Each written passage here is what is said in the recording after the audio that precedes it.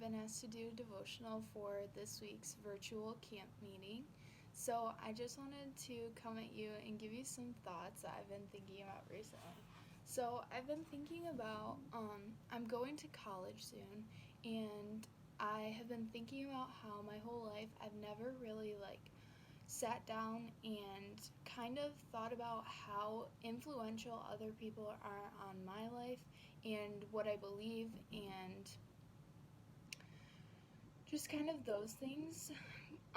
Because the people who surround you are the ones who will speak into your life the most, and I think it's so important for young people to realize that who they're hanging around right now will eventually wear off on them, and that's how you have more views towards your friends and stuff because you're around them all the time. So it's very important to just look at who are around and kind of assess that situation sometimes. So I am recording this devotional today out of the Living Grace Walk in Love devotional from Bob Goff. And today it says, "We grow where we're loved." And then the verse comes from Proverbs 12:26, and it says, "The righteous choose their friends carefully, but the way of the wicked leads them astray." And he always has a little blippet of what he's trying to say with that verse and explaining how it can impact your life. So it says, "A buddy of mine was telling me the other day how proud he was of his daughter. She's smart as a whip and was being pursued by a lot of top universities because of her test scores and top-of-the-class GPA. What surprised me, though, was that he told me she wasn't choosing a college based on her pedigree of the institution, but by the quality of the students who go there. When I asked why, he said that she wanted to surround herself with the kind of people she wants to grow into. Well, she could have a framed degree of a famous university on the wall. She'd rather have a heart that reflects the values that she cherishes." It made me wonder, what if our personal growth depends less on what organizations and social issues we identify with, and more about who we're surrounded by? When I look at he seemed less concerned about the place and more concerned about the people in it. He wasn't interested in recognition by the biggest institutions or the most powerful people. In fact, he went against what they were saying and made them mad. And he seemed more drawn to those in need and less mesmerized by people who had little influence and society measures it.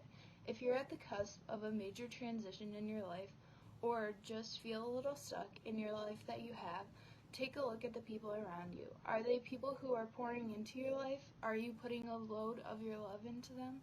Are they interacting with the world by leading with their opinions, or do they see the world through the lens of love?